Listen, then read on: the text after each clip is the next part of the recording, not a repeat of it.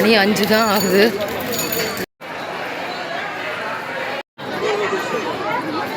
எண்ணெயை சீக்கா தலையில் வச்சு குளி. Hi friends, welcome to my channel PG cameras போலாம் ஒரு ட்ரிப். நான் உங்கள் பத்மா கணேஷ். எல்லாரும் எப்படி இருக்கீங்க? நார்மலாக இருக்கேன்.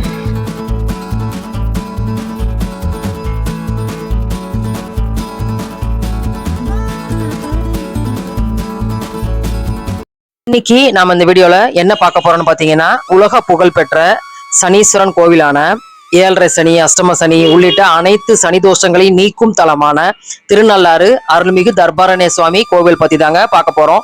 அந்த கோவிலுக்கு போனா எந்த நேரத்துல சாமியை ஈஸியா பார்க்கலாம், மேலும் அந்த கோவிலுக்கு போனா எந்த முறையில வழிபாடு செஞ்சா நம்மளுடைய தோஷங்கள்லாம் நீங்கி நமக்கு நன்மை கிடைக்கும் அப்படிங்கிறதையும், மேலும் அங்க போனா நம்ம தங்குறதுக்கு சீப் அண்ட் பெஸ்டா ஹோட்டல் பத்தி எல்லாமே இந்த வீடியோல ஃபுல் கைடா இருக்க போதுங்க.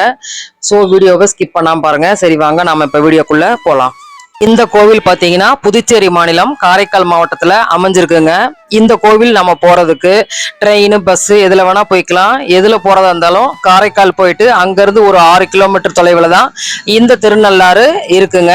அங்கிருந்து நம்ம காரைக்கால்ல இருந்து ஆட்டோ பிடிச்சு கூட போய்க்கலாம். அப்படி நீங்க முதல் நாளே திருநள்ளாறு வந்துட்டீங்கன்னா தங்குறதுக்கு சீப் அண்ட் பெஸ்ட் ஹோட்டலோட கான்டாக்ட் நம்பர்லாம் உங்களுக்கு வீடியோ கடைசியில கொடுக்குறேங்க. அது இல்லாம தேவஸ்தானத்திலேயே நிறைய கிளாக் ரூம்ஸ், டாய்லெட், பாத்ரூம் அதெல்லாம் கூட இருக்கு. அதெல்லாமும் உங்களுக்கு அடுத்தடுத்து காமிக்கிறேங்க. நாங்க முதல் நாளே ஸ்டே பண்ணிட்டோம். ஹோட்டல்ல ரூம் புக் பண்ணியிருந்தோம். அந்த ஹோட்டல்ல என்ன சொன்னாங்கன்னா, நீங்க மறுநாள் காலையில ஒரு 4:30 மணிக்கு கோயிலுக்குள்ள இருக்கிற மாதிரி பாருங்க, அப்பதான் சனிக்கிழமை கூட்டமா இருக்கும் அப்படின்னு சொன்னதுனால நாங்க ஒரு 3:55 எந்திரிச்சு இது மாதிரி போயிட்டு இருந்தாங்க. அப்பயே அந்த ஊர்ல ஜேன்னு கூட்டமா தான் இருந்தது. இந்த கோவில்ல போய் நம்ம சாமி பார்க்கறதுக்கு முன்னாடி முக்கியமான ஒரு சில வழிமுறைகள் இருக்குங்க. அதை செஞ்சுட்டு தான் நம்ம சாமியை பார்க்கணும். அது என்னென்னன்றத அடுத்தடுத்து சொல்றேன். ஃபர்ஸ்ட் நலன் களி தீர்த்த குளம் ஒண்ணு இருக்குங்க. அந்த குளத்துல போய் நம்ம நீராடணும் அப்படிங்கிறது இந்த கோவிலோட ஐதீகமா சொல்லப்படுது. அந்த குளத்துல போய் நீராடுறதுக்கு தாங்க நம்ம போயிட்டு இருக்கோம். அந்த குளத்துல நீராடுறதுக்கும் ஒரு வழிமுறை இருக்கு. அது என்னன்னு சொல்றேன். எண்ணெயை சீக்கா தலையில வச்சு குளிக்கணும். அந்த எள்ளை இந்த டவல்ல முடிஞ்சு தண்ணியில விட்டுறணும். எள்ளு, கருப்பு துண்டு, அப்புறம் தேங்காய், அப்புறம் எண்ணெய், சீயக்காய் எல்லாமே அவங்க செட்டா வச்சிருப்பாங்க. அது 50 ரூபா கொடுத்து நம்ம வாங்கிக்கணுங்க. அது மாதிரி நிறைய கடைகள் அங்கேயே இருக்கும் வரிசையா. நாங்க 4 மணிக்கு வர்றப்பயே கூட்டம் பாருங்க, ஃப்ரீ தர்ஷன் கூட்டம் நிறையவே இருந்தது. எல்லாம் விடிய விடிய மக்கள் டிராவல் பண்ணி கோவில்ல சாமி பார்க்க குளிச்சுட்டு போயிட்டு இருக்காங்க. நம்ம அந்த நலன் குளத்துக்கு போற வழியிலேயே அந்த சீயக்காய், எண்ணெய் எல்லாம் விற்கிற கடைகள் நிறையவே இருக்குங்க.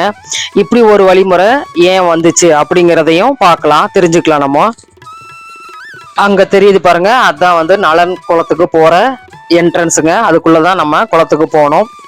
விதர்ப்ப நாட்டு இளவரசி தமயந்தி அவங்க ரொம்ப அழகானவங்க. அவங்கள கல்யாணம் பண்ணணும் அப்படின்ட்டு தேவலோக இந்திரர்கள் முதலான அனைவருமே ஆசைப்படுறாங்க. ஆனா தமயந்தி அவங்கள விரும்பாம நிடத நாட்டை ஆண்ட மன்னனான நலனை விரும்புறாங்க. 2 பேரும் கல்யாணம் பண்ணிக்கிறாங்க. இதனால கோபமான தேவர்கள் சனி பகவான்கிட்ட சொல்றாங்க. சனி பகவான் அதனால் கோபம் கொண்டு நலனை 12 ஆண்டுகள் பிடிச்சு கடும் துன்பங்களை அவருக்கு தந்தாரு. அதனால நலன் அவரோட நாட்டை இழந்து, மனைவி மக்களை இழந்து, ரொம்ப சொல்லனா கஷ்டத்தை அனுபவிச்சுட்டு கடைசியா இந்த இடத்துக்கு வராரு, இந்த ஊருக்கு வராரு. இங்கு இந்த குளத்துல குளிச்சுட்டு இங்க இருக்கும் சிவபெருமான் தர்பாரண்ய சுவாமியை வணங்கி அவருடைய துன்பங்கள் நீங்கப்பட்டதாக வரலாறுங்க. அவ்வளவு நாள் பட்ட கஷ்டங்கள் நலனுக்கு இந்த இடத்துல தீர்ந்ததால் நலன் சந்தோஷம் அடைஞ்சு அவரும் என்னை போல சனி தோஷத்தால் கஷ்டப்படுறவங்க யாரா இருந்தாலும் இந்த ஊருக்கு இந்த குளத்துல குளிச்சுட்டு இங்கிருக்கும் ஈஸ்வரனையும் சனீஸ்வரனையும் வழிபட்டால் நன்மை கிடைக்கணும் அப்படிங்கிறத ஒரு வரமா சனீஸ்வர பகவான்கிட்ட வாங்கிட்டாரு. அதனாலதான் அன்னையில இருந்து இன்னைக்கு வரைக்கும் இது ஒரு ஐதீகமா பின்பற்றப்படுது.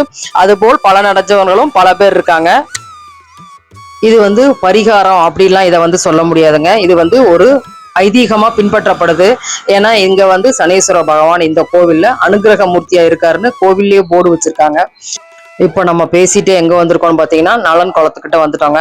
நலன் நீராடின குளம் அப்படிங்கிறதுனாலதான் இந்த குளத்துக்கு நலன் குளம் அப்படின்னு பெயர். ரொம்ப பெரிய குளங்க. இது சுத்தி பாத்தீங்கன்னாலே தெரியும், ரொம்ப பெரிய குளம். இங்க பெண்கள் உடை மாற்றுறதுக்கு அங்கங்க சின்ன சின்னதா ரூம்ஸ் மாதிரி செட் பண்ணி வச்சிருக்காங்க. அது மாதிரி நம்ம குளிச்சுட்டு பழைய துணி போடுறதுக்கும் இது மாதிரி பாக்ஸஸ் எல்லாமே நிறைய வச்சிருக்காங்க. அந்த காலையிலயும் பாத்தீங்கன்னா நிறைய பேர் பாத்தீங்கன்னா வெளியூர்ல இருந்து அப்படியே வந்து டிராவல் ஆகி வந்து இங்க ஆப்போசிட்ல டாய்லெட் எல்லாம் இருக்கு, அங்க அதை யூஸ் பண்ணிட்டு இங்க வந்து குளிச்சுட்டு ட்ரெஸ் மாத்திட்டு அப்படியே கோவிலுக்கு போறத நாங்க பார்த்தோம். ஆழம் அதிகம் இல்லைங்க, படிப்படியா ஸ்டெப்பா போற மாதிரி தான் இந்த குளம் வந்து இருக்குங்க. அதனால யாரு வேணா பயம் இல்லாம இங்க குளிக்கலாம். தலையில நல்லா தேய்ச்சிண்டு 9 தடவை முங்கி வந்துருங்க. ஆமா, பிடிச்சதெல்லாம் விடட்டும்னு சொல்லி ஆமா தலையில தொடக்கிங்க. பார்த்து ஜாக்கிரதை, காலேஜ் வச்சு ஜாக்கிரதை, பார்த்து ஜாக்கிரதை.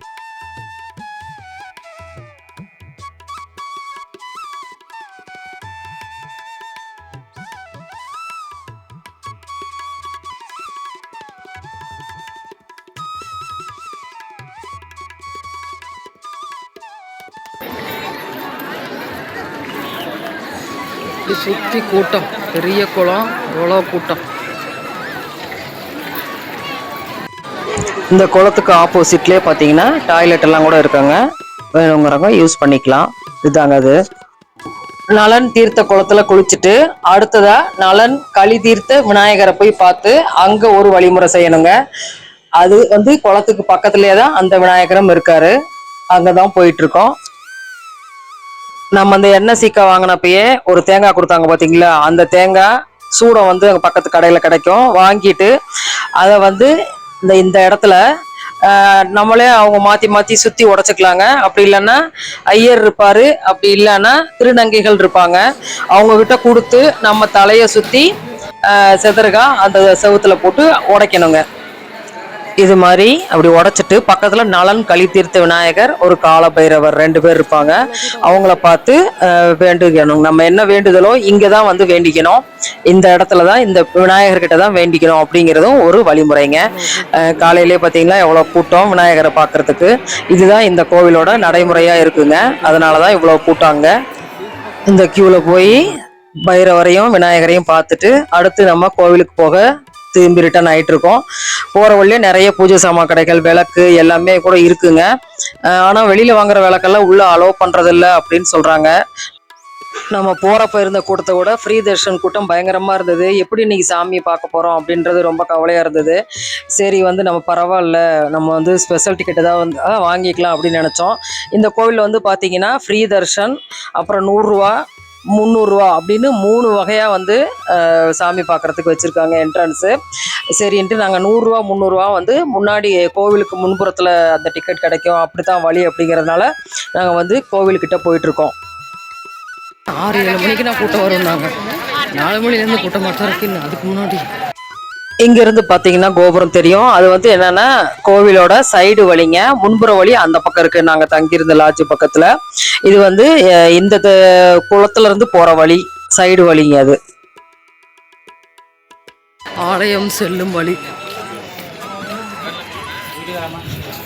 போங்க போங்க போங்க, நடந்துட்டே இருங்க, நான் நடந்துட்டே வந்துட்டு. இந்த வழியிலுமே பார்த்தீங்கன்னா 2 பக்கமும் நிறைய கடைகள், பூஜை சாமான் கடைகள், அது மாதிரி எல்லாமே வந்து நிறையவே இருக்குங்க. என்ன வேணாலும் வாங்கிக்கலாம் அப்படிங்கிற மாதிரி தான் ஏகப்பட்ட கடைகள் இருக்கு. கோவில்கிட்ட வந்துட்டோங்க. இதுதாங்க கோவிலோட மெயின் என்ட்ரன்ஸு. வந்து பார்த்தீங்கன்னா 100 ரூபா டிக்கெட்டே வந்து ரொம்ப அதிகப்படியான கூட்டமாக தாங்க இருந்தது. அதுவே கிட்டத்தட்ட ஒரு 1/2 மணி 1 மணி ஆகும். அந்த லாஸ்ட் வரைக்கும் இருந்தாங்க. சரி நம்ம 300 ரூபா டிக்கெட்டே போய்க்கலாம் அப்படின்னு 300 ரூபா டிக்கெட்டில் போனாங்க. இங்கே வந்து மூலவர் தர்பாரண்யேஸ்வரர் என்னும் நாமத்தில் அருள் புரிகிறார். அதாவது தர்பை புற்கள் நிறைந்த காட்டில் தோன்றியவர் அப்படிங்கிறதுனால மூலவருக்கு இப்பெயருங்க. அம்மன் பெயர் பிராணாம்பிகா. இதுதாங்க கோவிலோட வெளிப்பிரகாரம். இங்கேருந்து நம்ம உள்ளே போவோம். உள்ளே போய் சாமி பார்த்துட்டு வந்தாச்சுங்க. மேலெல்லாம் பாருங்க எப்படி ஒரு பெயிண்டிங்ஸ், அழகான பெயிண்டிங்ஸுங்க. நேராக போனால் தர்பாரண்யேஸ்வரர், அப்புறமா வந்து பிராணாம்பிகா, அதுக்கப்புறமா சனீஸ்வரன் அப்படின்ற மாதிரி அந்த கியூ வந்து வரிசையாக அப்படித்தான் நம்மளே வந்து வரிசையாக பார்த்துட்டு போகிற மாதிரி தான் அமைச்சிருப்பாங்க. ஒருத்தரும் தனித்தனி சன்னதியில் அருள் புரியுறாங்க. பார்த்துட்டு வெளியில வந்தாச்சுங்க. அவ்வளோ கூட்டத்துல சாமி எப்படி பார்க்க போறோம் அப்படின்னு பெரிய கவலையா இருந்தது. ஆனா நிம்மதியா சாமி பார்த்துட்டு வெளில உட்காந்தப்புறம் தான் ஒரு பெரிய நிம்மதி பெருமூச்சே வந்தது எங்களுக்கு. இந்த கோவில் கோபுரத்துக்கு ஒரு சிறப்பு இருக்குங்க. இந்த கோவில் கோபுரத்துக்கு மேல செயற்கைக்கோள்லாம் வந்து வலுவிழந்து போகும் அப்படிங்கிற மாதிரி சொல்றாங்க. இந்த கோவில்லே வந்து பார்த்தீங்கன்னா இன்ஃபர்மேஷன் சென்டர் இருக்குங்க. அங்கே வந்து நம்ம அன்னதானத்துக்கு அபிஷேகத்துக்குலாம் வந்து கொடுத்துக்கலாம் டிக்கெட்டு. நமக்கு அட்ரஸ் எல்லாம் கொடுத்துட்டோம்னா நம்ம என்ன டேட்டு சூஸ் பண்ணி கொடுத்தோமோ அந்த டேட்டில் வந்து நமக்கு அபிஷேகம் பண்ணி பிரசாதம் போஸ்டரில் அனுப்பிச்சிருவாங்க. அந்த மாதிரி இங்கேயும் வந்து தில தீபம்னு போடுறதுக்கு எள்ளு முடிச்சு விற்கிறாங்க. டிக்கெட் அங்கே வாங்கிட்டு இந்த இடத்துல வந்து தாங்க ஏற்றுறோம். அந்த டிக்கெட் கொடுத்தா இந்த மாதிரி முடிச்சு 5 ரூபாங்க, அது ஒன்று கொடுத்துருவாங்க. நம்ம அதில் ஏற்றிக்கலாம். அதை வாங்க என்னென்ன பெயிண்டிங்ஸ் இருக்குன்னு பார்க்கலாம். இங்க பாருங்க, இது வந்து நவகிரகம். ஒரு கிரகங்களையும் வந்து அவ்வளவு அழகா வந்து பெயிண்ட் பண்ணியிருக்காங்க. அடுத்து பின்னாடி இருக்கிறது பாருங்க, ரங்கநாதர் பள்ளி கொன்ற மாதிரி. அடுத்து இந்த பக்கம் பாருங்க, சிவனின் நர்த்தன தாண்டவம். இது மீனாட்சி கல்யாணம். ஒன்று பெருமாள் கல்யாணம், ஒன்று சிவன் கல்யாணம் நினைக்கிறாங்க. இவ்வளவு அழகழகா பெயிண்டிங் சூப்பரா பண்ணியிருக்காங்க. எவ்வளவு சூப்பரா இருக்கு பாருங்க. இப்படி போக முடியாதுங்க, வர்றதுக்கு தான் அப்படி வழி விட்டுருக்காங்க. நம்ம வெளியில போறதுக்கு இந்த தில தீபம் ஏத்தின வழியா தான் நம்ம வெளியே போனோம். இந்த கோவில் உள்ளேயே பார்த்தீங்கன்னா ஆஃபீஸ் இருக்குங்க. அப்புறம் வந்து முதலுதவி பண்ணுற இடம், அது மாதிரி எமர்ஜென்சி கேம்ப் மாதிரி எல்லாமே வந்து உள்ளேயே இருக்குது. இங்கேயும் வந்து அன்னதான கூடம் நம்ம தமிழ்நாடு மாதிரி, இது வந்து பாண்டிச்சேரி, இங்கேயுமே வந்து அன்னதான கூடம் செயல்படுது. அதுக்கு தான் நம்ம பணம் கட்டிட்டோம்னா அந்த டேட்டில் வந்து அன்னதானமும் பண்ணுவாங்க. அந்த மாதிரி எல்லா வசதியுமே இங்கேயுமே இருக்குங்க. அங்கே பாருங்கள், தாய்மார்கள் பாலூட்டு முறை, அதுக்கு பக்கத்தில் தான் அன்னதான கூடம். அதுதாங்க. பொதுவாக சனீஸ்வர பகவானை நம்ம சந்தோஷப்படுத்துகிறோம்னா என்ன பண்ணணும்னு சொல்லுவாங்கன்னா, ஏழை எளியவங்களுக்கு மாற்றுத்திறனாளிகளுக்கெல்லாம் ஹெல்ப் பண்ணணும், அன்னதானம் அது மாதிரிலாம் பண்ணணும் அப்படிங்கிறதா பொதுவாக சொல்லுவாங்க. அதனால வந்து வெளியிலேயே நிறைய வந்து சிவனடியார்கள் அவங்கெல்லாம் இருக்காங்க. அன்னதானம் வாங்கி வெளியிலேயே நிறைய கடைகள் இருக்கு, அங்கே கொடுக்கலாம். அப்படி இல்லைன்னா இங்கே வந்து கோவில்லே கட்டிட்டோம்னா, நம்ம பணம் கட்டிட்டோம்னா அங்கேயும் கூட முடியாதவங்களுக்கு சாப்பாடு போடுறாங்க. இங்கேயே வந்து இருக்குங்க. அதனால அன்னதானம் பண்றது சிறப்புங்க. நமக்கு சனீஸ்வரனை வந்து சந்தோஷப்படுத்தணும்னா முக்கியமாக அன்னதானம் பண்ணணும் அப்படிங்கிறது பொதுவாக எல்லாருமே சொல்றது தான். ஸோ நம்ம அதையும் செஞ்சுட்டோம், நிறையவா வெளியில கிளம்புறோம்.